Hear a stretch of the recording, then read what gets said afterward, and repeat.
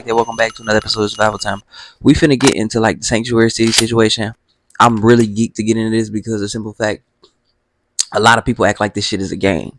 A lot of people act like nobody's being affected. A lot of people acting like nobody's dying. A lot of people are acting like it's bullshit going on out here.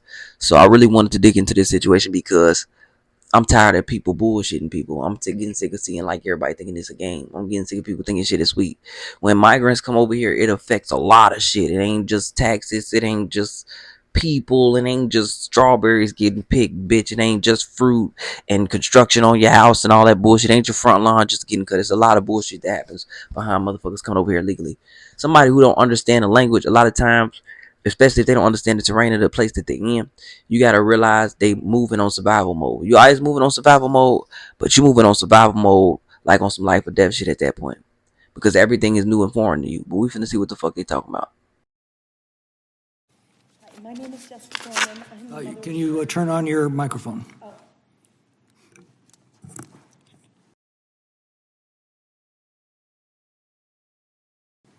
Hi, my name is Sheridan Gorman. My name is Jessica Gorman. I'm the mother of Sheridan Grace Gorman. Sheridan was 18 years old.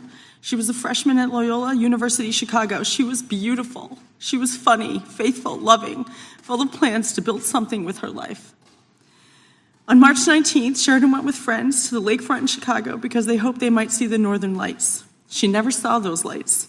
The man accused of murdering my daughter is Jose Medina, an illegal immigrant from Venezuela who should not have even been in this country.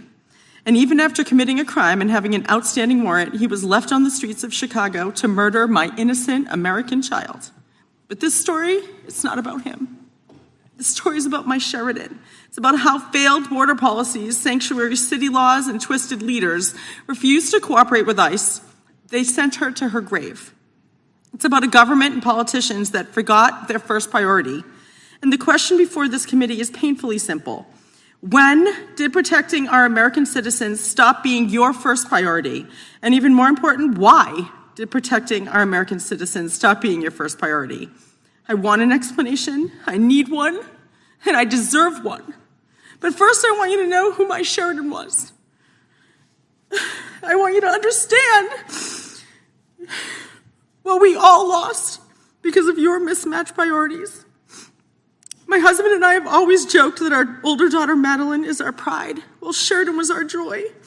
From the moment she was born, Sheridan was pure energy, enthusiasm, laughter, fun. She was the kind of person who made every room brighter and usually a little louder. Which is why when Sheridan was in kindergarten, I remember going to her first parent-teacher conference. I was a little nervous because while she was the sweetest little girl you could possibly imagine, she was also the chattiest. I remember sitting down across from her teacher, bracing myself and asking with bated breath, "So, how's my Sheridan?" I'll never forget when the teacher looked at me very seriously and said, "I only have one thing to say to you." Oh, my stomach dropped. Then she said, "Your Sheridan stalks the buddy bench." I remember blinking at her. "I'm sorry, what?" She said, "Your Sheridan stalks the buddy bench." I was totally confused, and I asked, is that a good thing or is that a bad thing? And what exactly is a buddy bench? And the teacher smiled and said, "It's a beautiful thing." She explained that they had a bench in the play yard. She said that not all kids are as outgoing and confident as your Sheridan, so the children were told that if they wanted to play or if they felt lonely, left out, shy, they could sit on that bench. And then the other children were told that if they saw someone sitting there, they should go over, talk to them, ask them to play. And apparently Sheridan, my tiny kindergartner, had appointed herself the guardian of that bench. Every day at recess, instead of heading straight to the swings or joining in a game of kickball, my daughter hung back and hovered by the nearby tree, just watching that bench, just waiting, just in case someone might need her. The kids didn't even have a chance to fully sit down on the bench before Sheridan was rushing over to take them, to take their hand, pull them away. Girls, boys, first graders, kindergartners. I just really want to say right fast, this is a parent who lost their child. Like, this is a loving parent who lost their child. This is the effects of losing somebody, for real. People be rapping about this shit, singing about this shit, doing all this goof ass shit, but like when people actually lose a child in real time, in real life, like this is what actually, like, they sound like, this is what it looks like. And I remember this actually happening because it just recently happened not too long ago. And the thing is, the mayor of Chicago is a bitch. The governor is a bitch. And I hate sanctuary cities because it allows too many things to go unchecked and unhandled because it does not protect anybody. Don't protect nobody but the criminals in real time, because it don't matter if you're here legally or illegally. What matters is what are you doing while you're here. And if you get caught for being here illegally, that's a crime alone. But to add on top of the matter of what I'm really trying to get at is the simple fact that this could have been avoided had motherfuckers follow laws in the first fucking place. And this could have been handled better had motherfuckers actually given up information, because I remember Brandon Johnson not trying to help solve the situation nor get rid of the criminal. Motherfuckers was so worried about being a sanctuary city. But we finna get back into this. Really didn't matter to her. If a child looked lonely, Sheridan went over. If someone had no one to play with, Sheridan was there. If someone felt invisible, Sheridan saw them. That was my daughter, and that is who she was until the day she was stolen from us. And I honestly can't make sense of it. I cannot make peace with it. And in what world does the child who spent her life making sure no one was lonely die terrified and alone on a pier in Chicago? In what world does the girl who saw everyone become invisible to the people in power responsible for protecting her? This cannot be explained away, and it cannot be buried beneath a list of unrelated issues that you all paraded before us. Thanks for telling me without telling me that, you're here, but you don't want to be. This is the fourth time you had angel families. Thanks for telling me you don't care. This cannot be buried under your slogans, your statistics, or excuses, and this just can't stand. So today, I bring this back to the buddy bench. I think Congress needs one. I think every governor, every mayor, every sanctuary city official and politician shifting blame and interest, hiding behind their slogans and talking points should have to all sit on one. And I challenge you all to sit down with me, take my hand, look me in the eye, and then explain to me, because I just don't understand. Explain why people here illegally matter more than your American citizens. Explain why sanctuary policies matter more than my Sheridan's life. Explain why cooperation with ICE was too much to ask for, but asking our American parents to bury our children is somehow acceptable. Ask me. I need you to tell me. I want you to imagine that little girl on the buddy bench, that innocent college freshman with a heart full of compassion and a head full of dreams that was gunned down by an illegal immigrant, I want you to imagine that was your daughter, not mine. What if she was yours? Would you even hesitate for 1 second to act or to make changes? My Sheridan spent her whole life choosing others. Today, I'm just asking this committee in our Congress, in our country, to choose her. She was worth protecting. She was worth saving. And she was worth your brave vote. To all of those who have supported us, who have prayed for us, who have cried with us, and to those who have had the courage to speak out and say Sheridan's name, thank you. Because every time you say her name, you give a piece of her back to us. You remind the world that Sheridan was not a talking point. She wasn't a statistic or a headline. She was our daughter. She will always be my sweet sunshine. And if the people who failed her would rather look away, then I'm asking the rest of you to look right at her. Here she is. There's she and I. Here she is. This is taken the day before she died. Say her name, tell her story, and demand better. Because my Sheridan Grace Gorman should still be alive. And no mother should have to stand where I am standing, begging elected leaders to value my child's life after it's already too late. I cried when I came into the room. I saw this poster that you made. It says, at every stop, the system had a chance to stop him. At every step, it failed. And my daughter paid for those failures, your failures, with her life. No family should ever have to bury a child because public officials fail to put American lives first. I'm just asking you to choose us. We choose you. We choose you. Choose us. Why does my child matter less than an illegal immigrant? Why? Listen, I have a heart. I love immigrants. Two of my best friends in this whole world are immigrants. They came here the right way. I absolutely think they make America beautiful. But my daughter's beautiful too. I need you to think about what these policies are. And I need you to imagine this is your daughter, because I'm very sure you won't be cutting off anyone when they're speaking. I'd be very sure you won't call this a political stunt.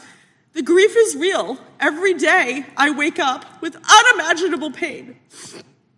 Do you know what I wake up in the middle of the night and I think, did my daughter cry for me? She made it 40 feet. She made it 40 feet running for her life. Did she cry out for me? She died on that pavement all by herself, lonely, bleeding on that pavement. And I will never ever rest. I actually have to say that I am devastated. My husband and I, we're only a couple years away from retirement. I've worked my whole life so hard. All I wanted to do was just enjoy our children. Just wanted to enjoy my Sheridan, my Madeline. And now I'm bitter. I'm bitter because I'm a lover, not a fighter. I'm a lover. I love children. I love pumping people up and making them feel good about themselves. I'm not racist. I'm not xenophobic. We've done everything right, my husband and I. We taught our daughter to be wonderful, beautiful person. Her love was extravagant. And now I'm going to have to spend my last waking moment, I'm going to have to spend fighting against these policies, fighting for people to say her name. So if you have the courage, please come talk to me. Come sit on that bench. I'll buy Congress a bench. Talk to each other. Talk to each other.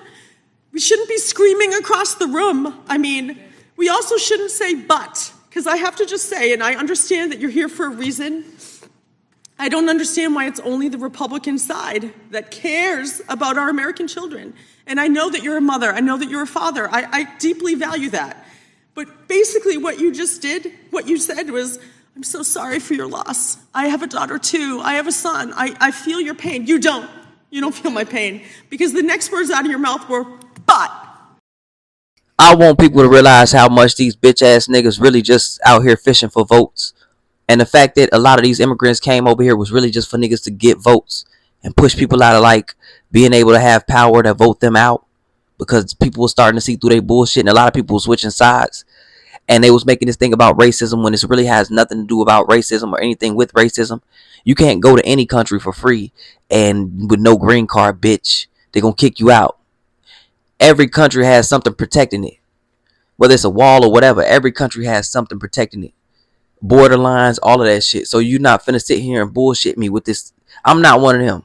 I'm not one of them. I'm not one of them black people. I'm not one of them black men. I'm not finna sit here and act like no YN and all that goofy shit. Like, my main thing is always going to be the point of right and wrong in the matter of justice.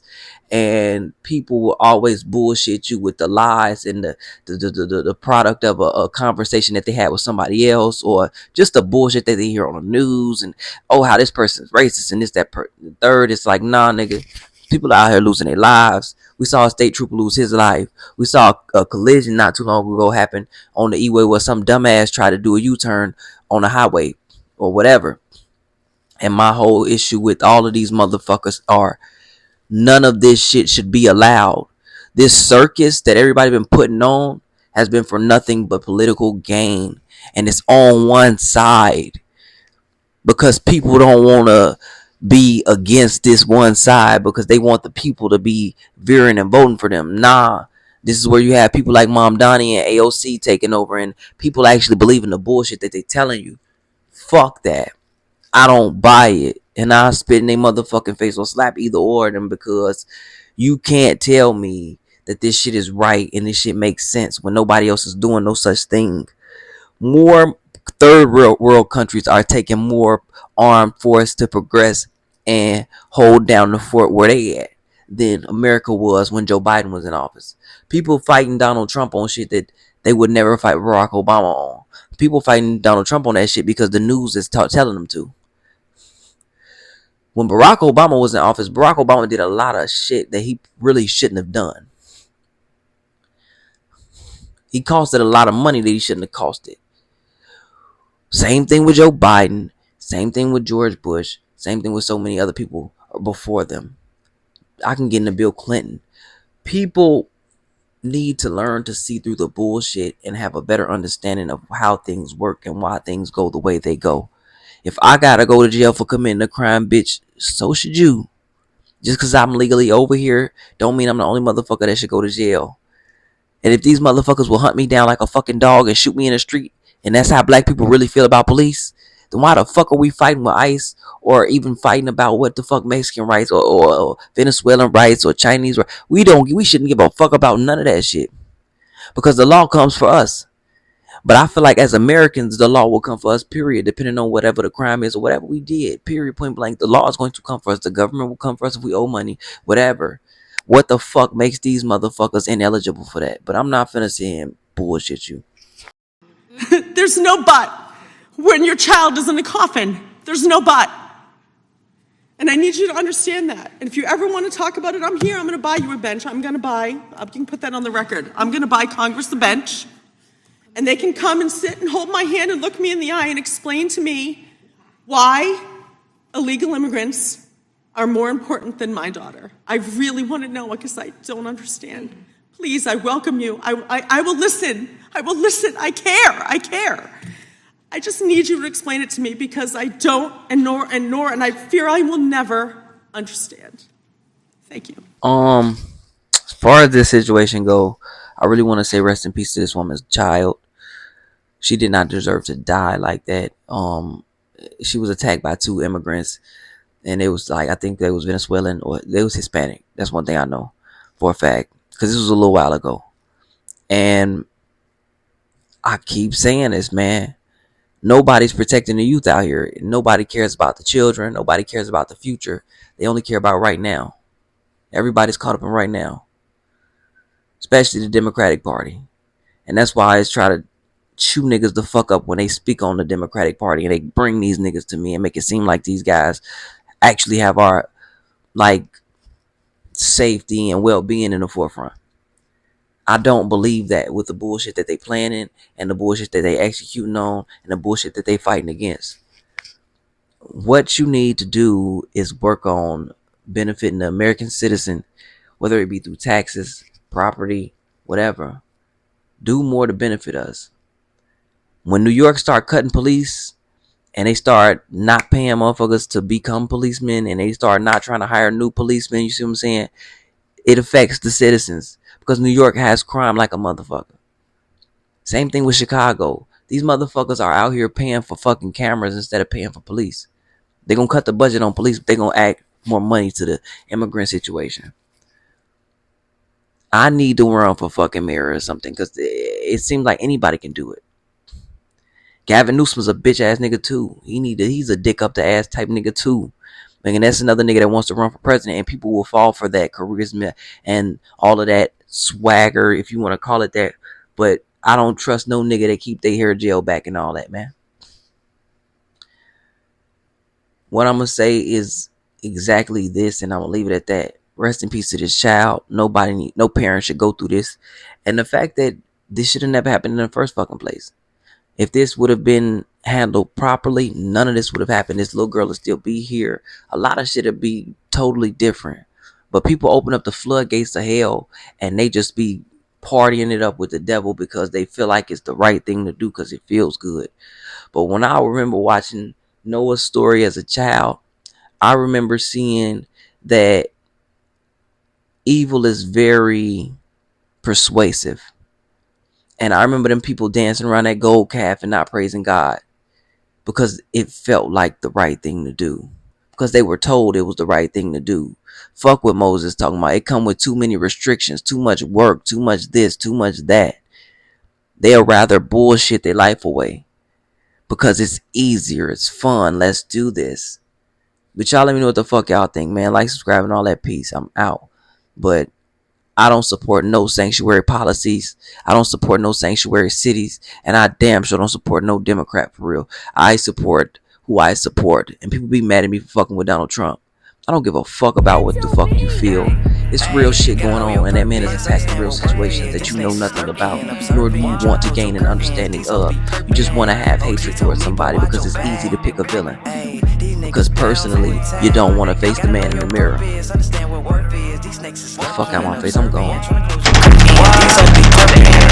She told me, boy, watch your back. They come, ayy. These niggas bound to attack. Gotta know your purpose. End up with this when you